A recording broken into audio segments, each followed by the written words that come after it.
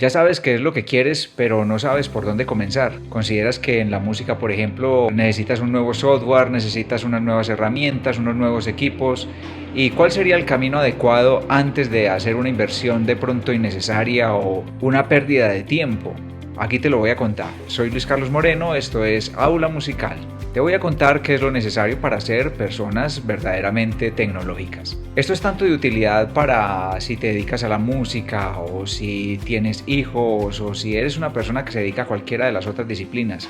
Te voy a dar unos 3 consejos que serán muy importantes a tener en cuenta. Voy a darte algunos tips que te van a permitir optimizar ese propósito que tienes con la tecnología. Muchas veces pensamos que ser personas tecnológicas es estar llenos de equipos, haber invertido mucho en dispositivos, tener una dotación de diferentes elementos que nos ayudan a hacer nuestra profesión mucho más ágil, más eficiente.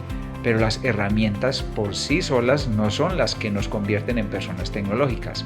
Entonces hay otros 2 aspectos más allá de las herramientas que estemos usando que quiero invitarte a que organicemos un poco más para que tu experiencia con los dispositivos que tengas, con aquello que estás soñando alcanzar, en realidad sea positivo y logres alcanzarlo. ¿Qué pasa si te compras una licencia que vale un montón de dinero porque piensas que al adquirir un software ya tienes muchos problemas resueltos? ¿O qué pasa también cuando te estás comprando un instrumento adicional supremamente costoso, o es un padre de familia quien está comprando un instrumento a su hijo, haciendo una inversión muy grande para considerar que con eso se soluciona un montón de problemas, pero hay otros 2 aspectos a tener en cuenta antes de la inversión?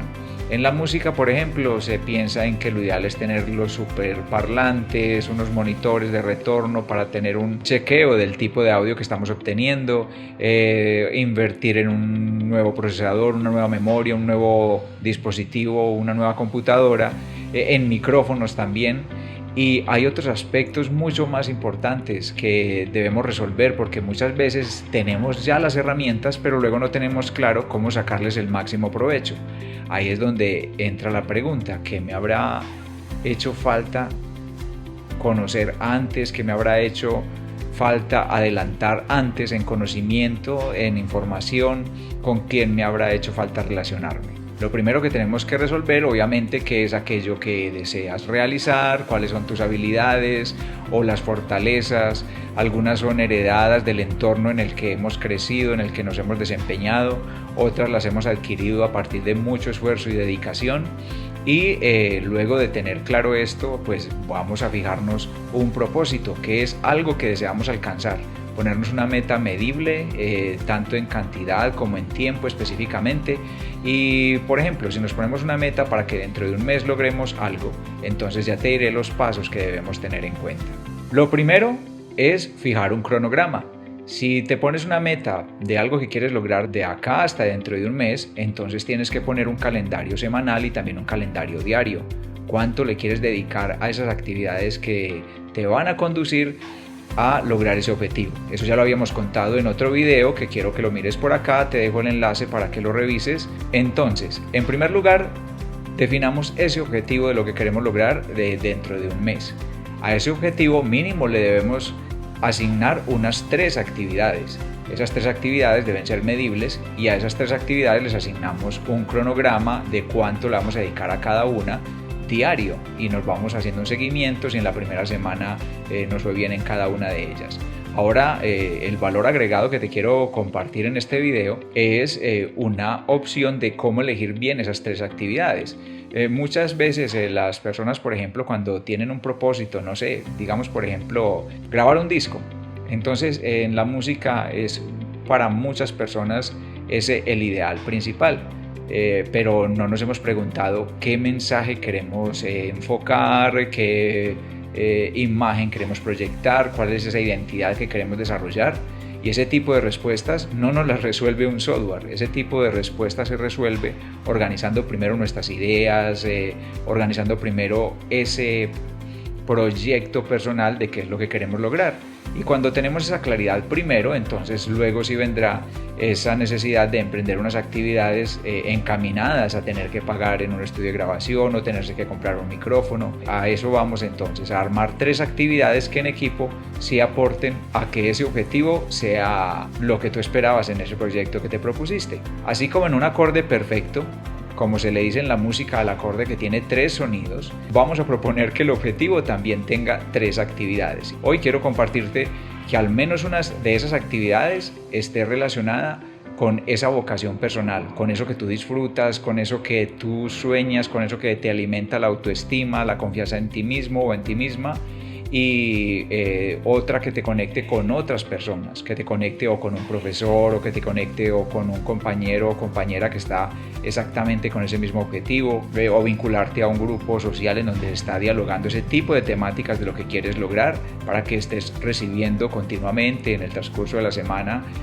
notificaciones acerca de esa temática de lo que estás buscando. Voy a ponerte un ejemplo.